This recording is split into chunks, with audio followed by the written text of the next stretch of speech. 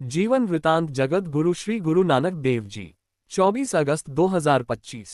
द्वितीय अध्याय गुरु नानक देव जी की प्रथम उदासीन यात्रा। इस अध्याय में 63 कथाएं हैं जो उनके जीवन से ली गई है। हर रोज कथाएं क्रम अनुसार पोस्ट होगी। आज की कथा संख्या 43 पोस्ट हो रही है। कंपाइल्ड बाय स्कडेवान, कामाख्या मंदिर, गुवाहाटी, असम। श्री गुरु नानक देव जी कामरूप से होते हुए गुवाहाटी नगर में पहुंचे। वहां पर एक पर्वत की चोटी पर कामाख्या देवी का मंदिर है। कहा जाता है कि वह मंदिर शिव की पत्नी सती के गुप्त अंग के वहां गिरने से अस्तित्व में आया है। वहां पर स्थानीय लोग गुप्त इंद्री अर्थात योनि मार्ग भक्त की पूजा करते हैं। अतः वहां वाम मार्ग का प्रचार होता है, इसलिए उस स्थान को योनिपीठ भी कहा जाता है। वह मंदिर वाम मार्गियों के मत तंत्र शास्त्र के अनुसार शिव उपासकों द्वारा चलाया हुआ है। ये लोग धर्म तथा आचरण से गिरे हुए कर्मों को धर्म का आवश्यक अंग समझते हैं। मंदिरों में मांस, मदिरा और मैथुन पवित्र समझे जाते हैं। वहां बहुत सी पर्वत धाराएं हैं। उन दिनों उनमें विभिन्न कबीलों का अपना अपना शासक था।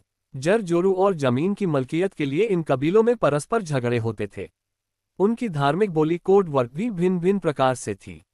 वे मांस को शुद्ध, मदिरा शराब को तीर्थ, शराब के प्याले को पद्म, कलाल को दीक्षित, वेश्यागामी को प्रयागगामी तथा व्याभिचारी को योगी कहते थे।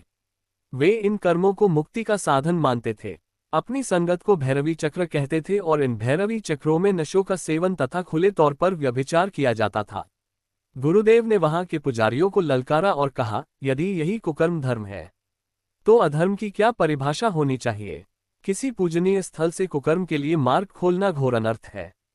अतः स्वयं को धोखा देना है। प्रभु के समक्ष सभी को अपने कर्मों का लेखा जोखा देना ही है। इस तरह धर्म की आड़ लेकर तुम बच नहीं सकते।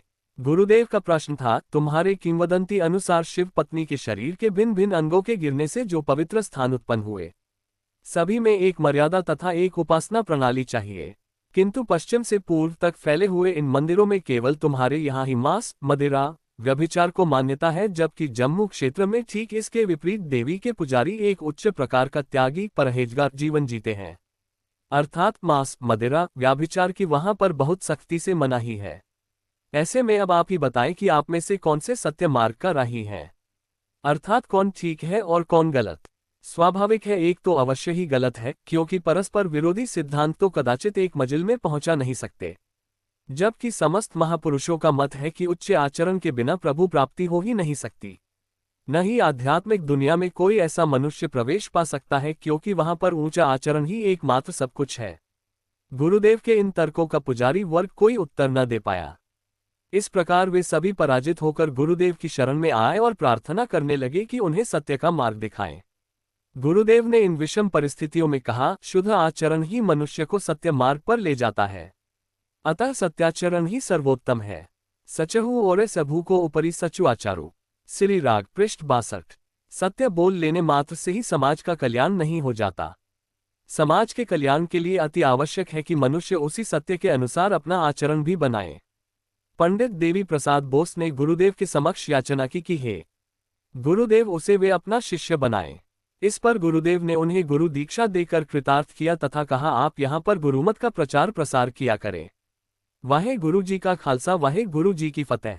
द्वितीय अध्याय प्रथम उदासी। अगले पाठ कथा 44। पुजारी शंकर देव, धुबरी, आसाम। बोलो जयकारा बोल मेरे श्री गुरु महाराज जी की जय। Compiled by स्कडेवान।